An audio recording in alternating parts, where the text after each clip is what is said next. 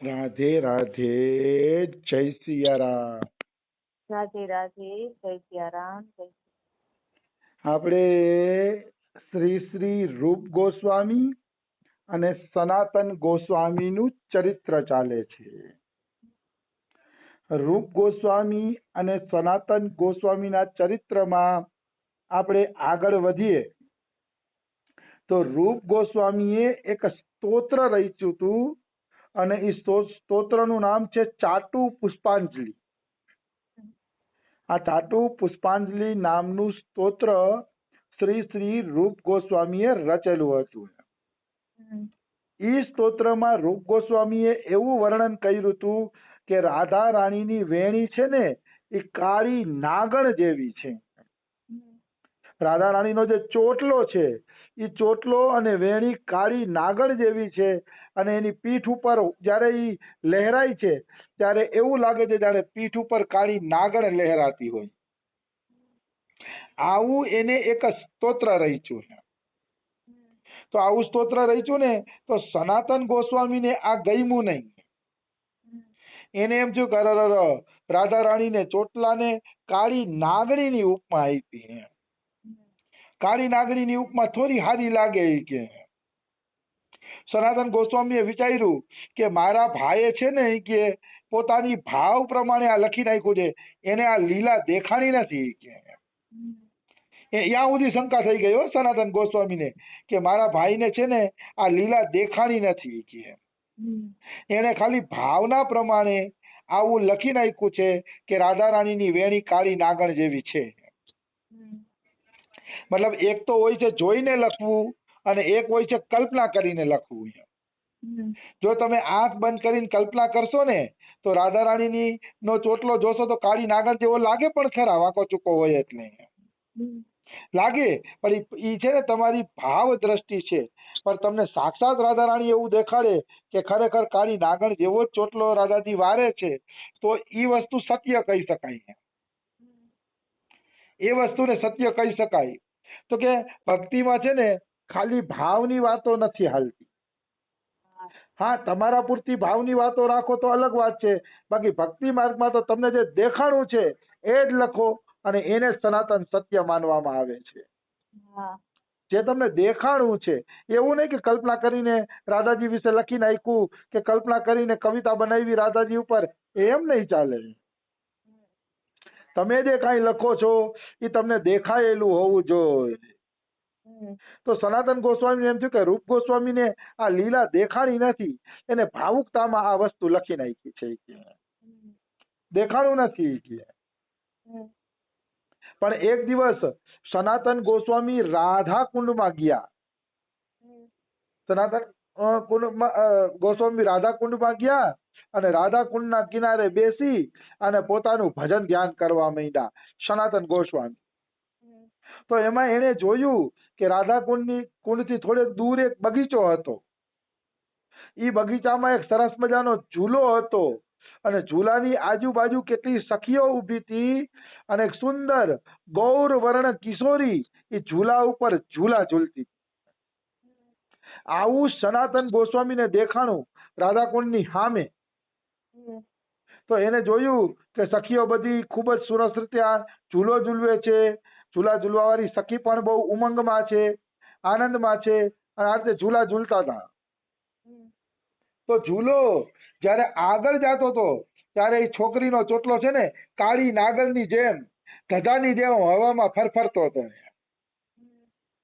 અને જયારે ઝૂલો પાછળ જતો હતો ત્યારે એ ચોટલો એવું લાગતું હતું કે જાણે કાળી નાગણ એના પીઠ હારે ચોટી ગયું હોય એવું લાગતું હતું. તો સનાતન ગોસ્વામી દોડે છે, એ લાલી તારી પીઠ પાછળ નાગણી છે, તારી પીઠ પાછળ સાપ છે, એ લાલી એમ કરતા કરતા સનાતન ગોસ્વામી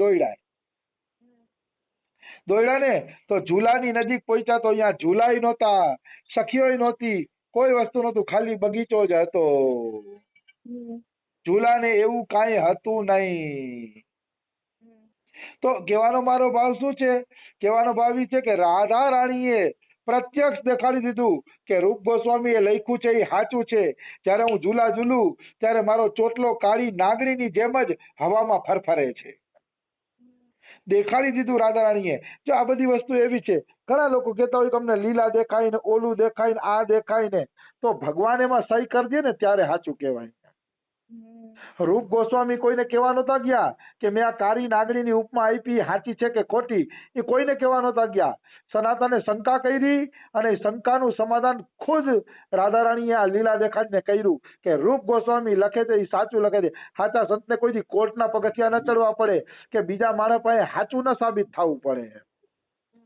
એની સચ્ચાઈને ભગવાન પ્રમાણિત કરે, અને ભગવાન પ્રમાણિત કરે ને એને જ સત્ય કહેવાય. તુલસીદાસની રામાયણ કોઈ સ્વીકારતું નહોતું કે અમે તુલસીદાસની રામાયણ ન સ્વીકારી, કારણ કે સંસ્કૃતમાં નથી, હિન્દીમાં છે, હિન્દીની વાતો અમે ન સ્વીકારીએ. તો કે તો હવે શું કરશી? તો કે આપણે બધા શિવજી પાસે પોતપોતાના ગ્રંથો મૂકી દઈએ કે શિવજી જેને ઉપર કરી દે એને પ્રમાણિત માનશી. તો શિવજીએ તુલસીદાસની રામાયણ ઉપર લખી દીધું સત્યમ શિવમ સુંદરમ.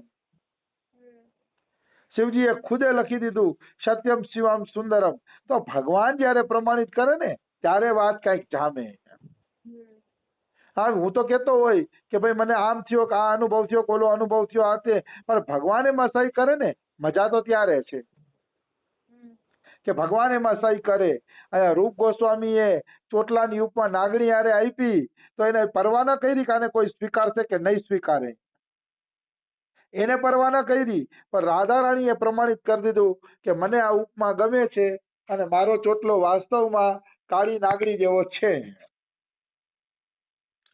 આનું નામ ભક્તિ કહેવાય, આનું નામ ભજન કહેવાય કે આપણી વાતોને ભગવાન પ્રમાણિત કરે. આવી જ એક ઘટના બને છે કે જેમાં ભગવાન પ્રમાણિત કરી રહી છે. ઘટના બને છે જયદેવ કવિ હારે. જયદેવ કવિ એવડા મોટા મહાપુરુષ હતા કે જેમણે ગીત ગોવિંદની રચના કરી હતી. ગીત ગોવિંદ લખ્યું હતું જયદેવ કવિએ. તો એકવાર જયદેવ કવિ ગીત ગોવિંદ લખતા હતા તો એને એક ભાવની સ્ફુરણા થઈ કે રાધા રાણીના ચરણને કૃષ્ણ ભગવાન પોતાના કપાળ ઉપર પધરાવે છે. દેહી પદ પલ્લવમ ઉદારમ એવો શબ્દ અહીંયા આવે છે.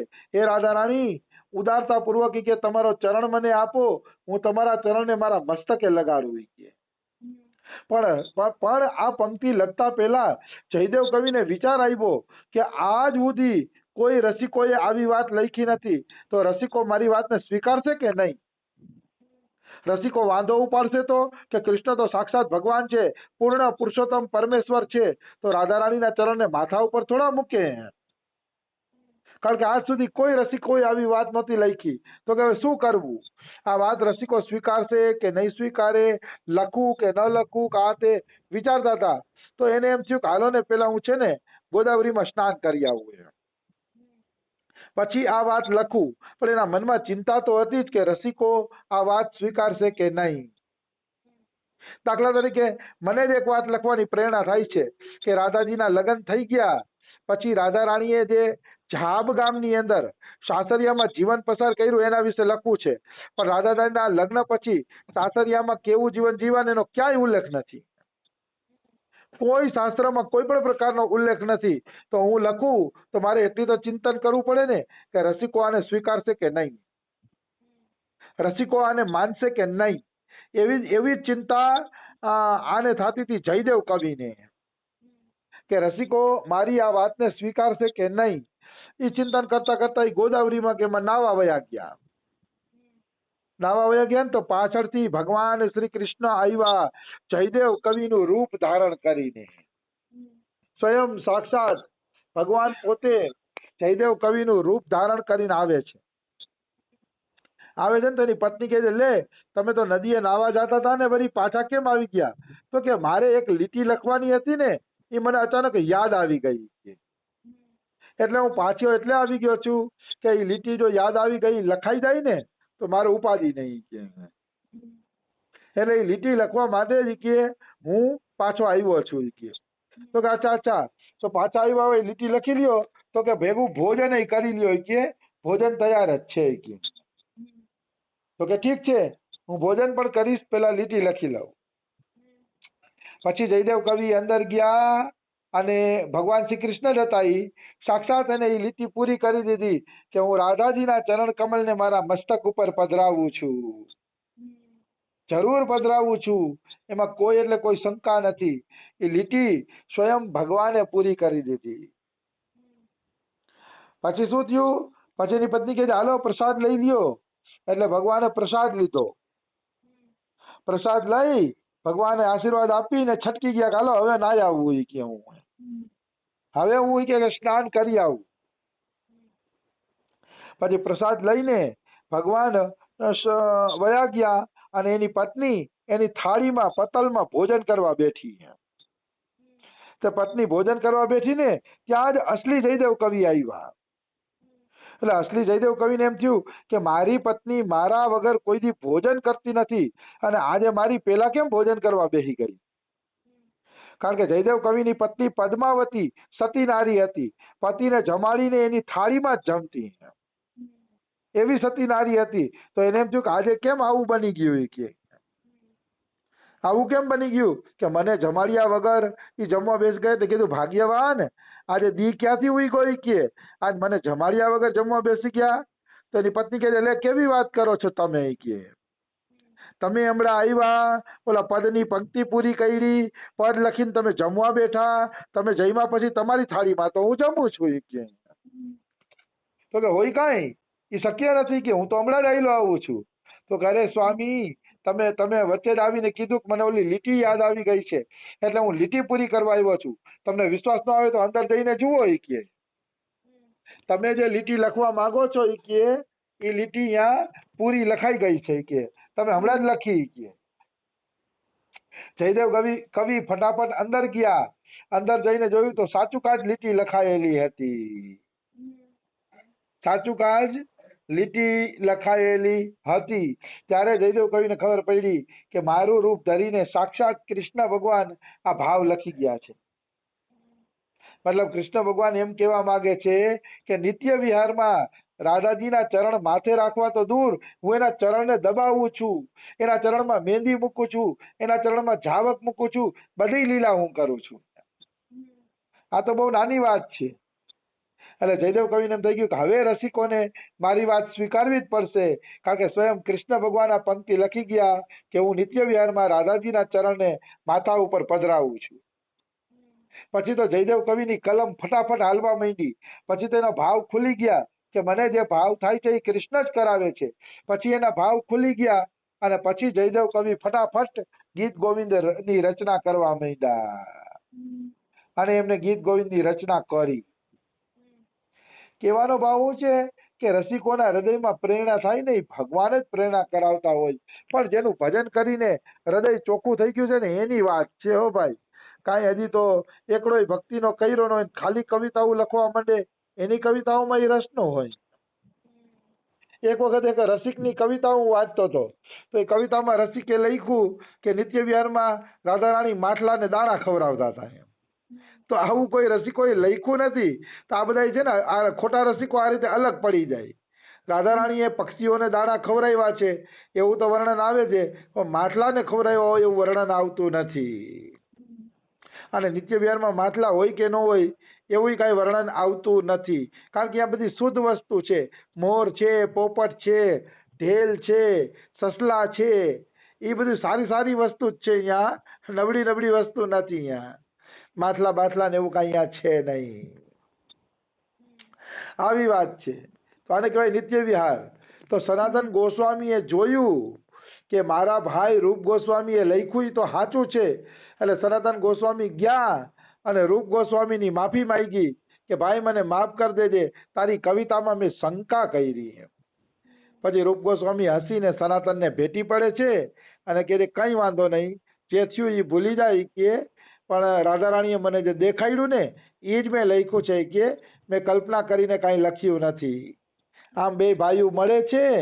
પછી બે ભાઈઓને ખબર પડી ગઈ કે અમને બેયને રાધાજીએ દર્શન આપ્યા. તો સમય થઈ ગયો છે, બીજું આપણે કાલે લઈ લેશી. રાધે રાધે, જય સિયારામ. રાધે રાધે, જય